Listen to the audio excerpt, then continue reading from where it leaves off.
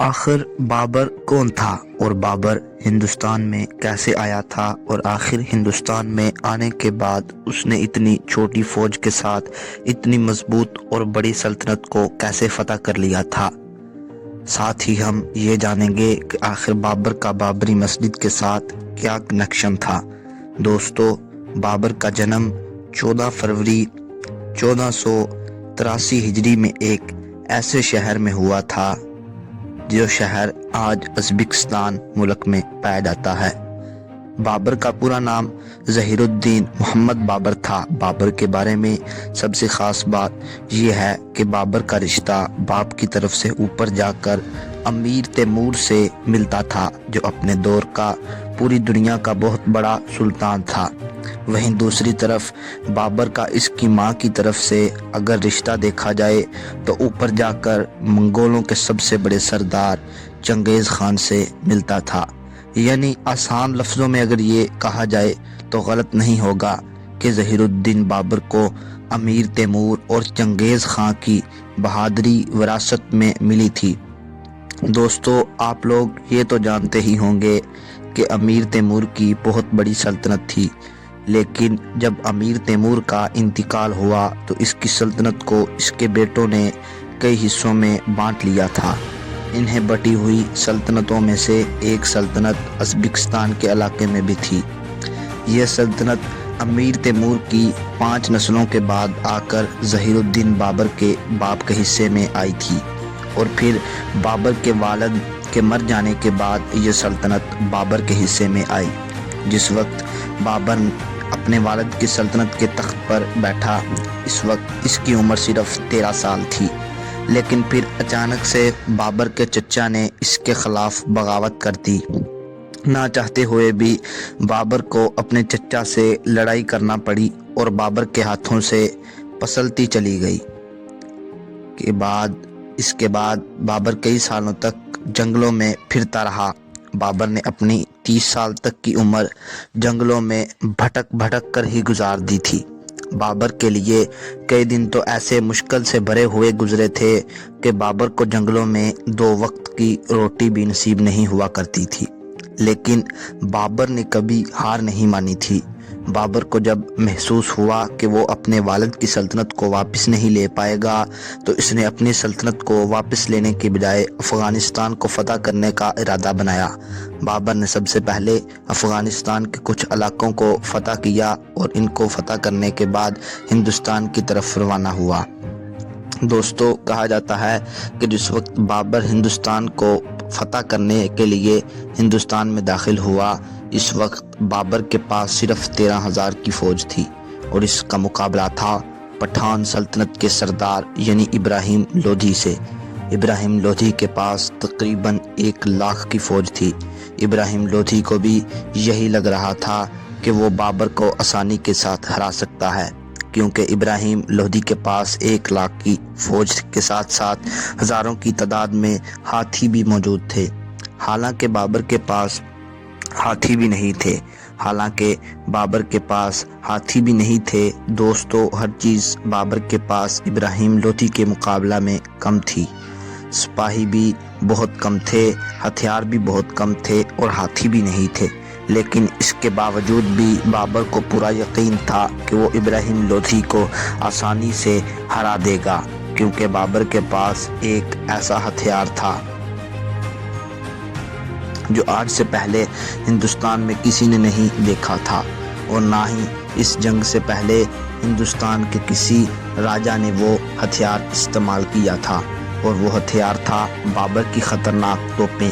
آخرکار ایک دن پانی پت کے میدان میں ظہیر الدین بابر اور ابراہیم لودھی کی درمیان خطرناک جنگ شروع ہو گئی۔ ابراہیم لودھی نے جب دیکھا کہ میری فوج بابر کے مقابلہ میں حد سے زیادہ ہے تو اس نے اپنی پوری فوج کو ایک ساتھ کھلے میدان میں حملہ کرنے کا حکم جاری کیا، لیکن شاید یہ ابراہیم لودھی کی سب سے بڑی غلطی تھی، کیونکہ بابر نے جب دیکھا کہ ابراہیم لودھی کی پوری فوج کھل کر ایک ساتھ حملہ کر رہی ہے تو بابر نے بھی اپنے سارے توپ چلانے والوں کو توپ چلانے کا حکم دے دیا۔ بابر کے پاس اس جنگ میں تقریباً 10 توپیں تھی۔ بابر کی جب ساری توپوں نے ایک ساتھ گولے برسانا شروع کر دیے تو اس کی گرج سے ابراہیم لودھی کے سارے ہاتھی پاگل ہو گئے۔ توپوں کی گرج سن کر ابراہیم لودھی کے ہاتھی نہ صرف الٹے پاؤں بھاگنے لگے بلکہ بھاگتے ہوئے خود ابراہیم لودھی کے ہزاروں سپاہیوں کو کچلتے چلے گئے، جس کی وجہ سے لودھی کی پوری فوج میں بھگدڑ مچ گئی۔ بابر نے جب اپنی دشمن فوج کے ایسے حالات دیکھے تو اپنی چھوٹی سی جو 13,000 کی فوج تھی اسے ایک ساتھ حملہ کرنے کا حکم دیا۔ بابر کا یہ حملہ اتنا تیز تھا کہ لودھی چاہ کر بھی اس حملے کو نہیں روک سکا اور اس جنگ میں لودھی خود بھی مارا گیا۔ اس طرح سے ہندوستان میں بابر کو پہلی فتح نصیب ہو گئی تھی اور اس جنگ کو جیتنے کے ساتھ ہی بابر نے ہندوستان میں مغل سلطنت کی بنیاد رکھ دی تھی۔ لودھی کو ہرانے کے بعد ظہیر الدین بابر پوری شان و شوکت کے ساتھ دہلی میں داخل ہوا۔ اس وقت دہلی کے سارے فعلوں پر لودھی کی خاندان کا ہی قبضہ تھا، لیکن بابر نے ابراہیم لودھی کی ماں سے اس شرط کے ساتھ وہ قلعے خالی کروا لیے کہ میں لودھی کے خاندان کے کسی بھی ممبر کو کچھ نہیں کہوں گا اور نہ ہی کسی کو کوئی جانی مالی نقصان پہنچایا جائے گا۔ بابر نامے میں خود بابر نے بھی یہی لکھا ہے کہ وہ ابراہیم لودھی کی ماں کو ہمیشہ ماں کا درجہ دیا کرتا تھا اور انہیں ماں کہہ کر ہی بلایا کرتا تھا۔ لیکن پھر کچھ سالوں بعد ابراہیم لودھی کی ماں بابر سے اپنے بیٹے ابراہیم لودھی کی ہار کا بدلہ لینے کے لیے بغاوت کر دی، یہاں تک کہ بابر کے کھانے میں زہر بھی ملوا دیا تھا۔ لیکن بابر کو جب اس بات کی خبر ہوئی تو بابر نے انہیں قید کروا دیا اور اس کے بعد کہا جاتا ہے کہ کچھ دنوں کے بعد قید خانے میں ہی ابراہیم لودھی کی ماں کا انتقال ہو گیا تھا۔ دوستو، دلی کی سلطنت پر بیٹھنے کے بعد بابر کے سامنے جو سب سے پہلی مصیبت تھی وہ تھی میواڑ کا راجہ رانا سانگا، کیونکہ رانا سانگا بابر کی سلطنت کو قبول کرنے کے لیے ہرگز تیار نہیں تھا۔ حالانکہ آپ کو جان کر حیرانی ہوگی کہ بابر کو ہندوستان میں رانا سانگا نے ہی بلایا تھا۔ رانا سانگا نے بابر کو یہ خط لکھا تھا کہ تم بھارت آؤ اور بھارت کو ظالم کے ہاتھوں سے چھڑوا لو، کیونکہ رانا سانگا یہ سوچ رہا تھا کہ شاید بابر بھی اپنے جد امجد یعنی امور تیمور کی طرح ہندوستان کو صرف فتح کر کے اور اسے لوٹ کے واپس چلا جائے گا، اور جب لودھی سلطنت لٹ جائے گی تو ہم سب راجپوت مل کر ایک ساتھ بڑی سلطنت قائم کر لیں گے۔ لیکن اسے اس بات کا ذرہ برابر بھی شک نہیں تھا کہ بابر ابراہیم لودھی کو ہرا کر ہندوستان میں ہی سلطنت قائم کرے گا۔ لہٰذا جب بابر نے دلی پر سلطنت کرنا شروع کی تو رانا سانگا نے بابر کی سلطنت سے انکار کر دیا۔ ساتھ ہی ساتھ آپ کو بتاتے چلیں کہ رانا سانگا نے نہ صرف بابر کو بھارت میں بلایا تھا بلکہ ساتھ ساتھ یہ بھی کہا تھا کہ وہ ابراہیم لودھی کے خلاف بابر کا جنگ میں ساتھ بھی دے گا۔ لیکن جب بابر ہندوستان میں ابراہیم لودھی کے خلاف جنگ کر رہا تھا تو رانا سانگا اپنے علاقے میں ہی بیٹھ کر سب کچھ دیکھ رہا تھا اور بابر کی مدد نہیں کر رہا تھا۔ اس وجہ سے بھی بابر رانا سانگا سے زیادہ ناراض تھا۔ آخرکار دہلی کا سلطان بننے کے بعد ایک سال بعد یعنی 1527 کو رانا سانگا اور بابر کے بیچ ایک زبردست جنگ ہوئی۔ اس جنگ میں بھی بابر نے اپنی زبردست ہوشیاری اور توپوں کے ذریعے سے رانا سانگا کو فوج کو چند لمحوں میں ہی ہرا دیا تھا۔ رانا سانگا کو جب محسوس ہوا کہ وہ اب اس جنگ میں نہیں بچ پائے گا تو وہ بھی جنگ ہی چھوڑ کر پیٹھ دکھا کر بھاگنے لگا، لیکن رانا سانگا کا بابر نے پیچھا نہیں کیا۔ کیا کہا جنگ چھوڑ کر پیٹھ دکھا کر بھاگنے لگا، لیکن بابر نے رانا سانگا کا پیچھا نہیں کیا۔ کہا جاتا ہے کہ بابر سے ہارنے کے ٹھیک ایک سال بعد ہی رانا سانگا کی موت ہو گئی تھی اور پھر 1-2 سال بعد یعنی خود بابر کی بھی موت ہو گئی۔ دوستو، اگر 1530 کی بات کی جائے تو بابر کی قبر کے بارے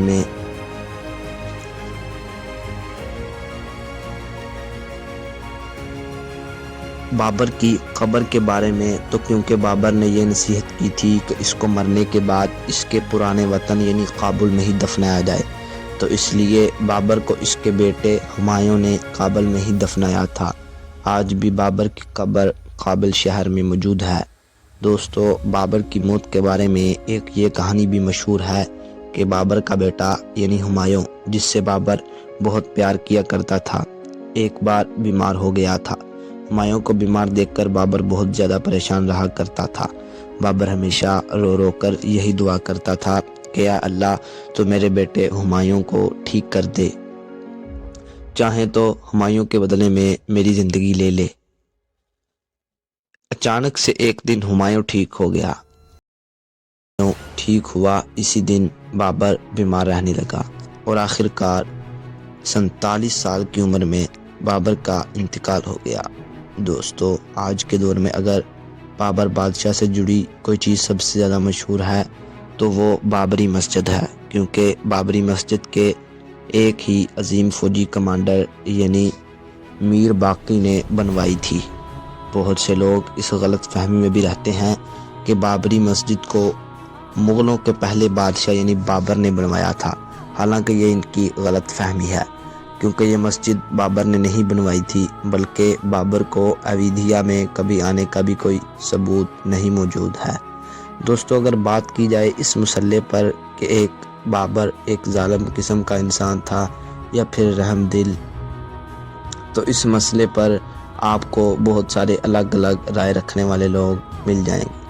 جہاں ایک طرف کچھ لوگ اس کی تعریف کریں گے، اسے رحم دل بتائیں گے، تو وہیں دوسری طرف کچھ لوگ اسے ایک ظالم قسم کا انسان بتائیں گے۔ یعنی کہ یہ ایک ایسا مسئلہ ہے جو آج تک سدھر نہیں سکا، کیونکہ دوستو، تاریخ میں جہاں ایک طرف بابر کی کچھ رحم دلی کا ذکر آیا ہے تو وہیں کچھ ظلم کا بھی ذکر آیا ہے۔ بابر نامے میں خود بابر نے لکھا ہے کہ جب اس نے ہندوستان کو فتح کیا تھا تو اس کے کچھ سپاہیوں نے غریبوں کے ساتھ لوٹ مار کی تھی، ان کے جانوروں کو چھین لیا تھا، ان کا پیسہ اور مال وغیرہ بھی چھین لیا تھا۔ اس بات کی خبر جب بابر کو لگی تھی تو بابر نے نہ صرف ان فوجیوں کو سزا دی، بلکہ ان میں سے تو ایسے بھی تھے جنہیں موت کی سزا بھی سنا گئی تھی۔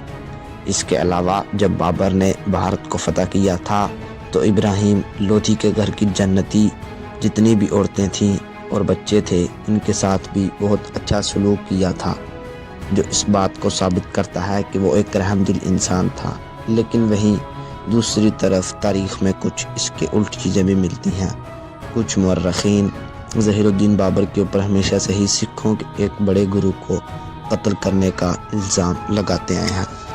ناظرین، یہ تھا ظہیر الدین بابر کا کچھ مختصر واقعہ۔ امید کرتے ہیں کہ آپ کو یہ واقعہ پسند آیا ہوگا۔ اگر یہ ہسٹری اور تاریخ آپ کو پسند آئی ہے تو چینل کو ضرور سبسکرائب کریں۔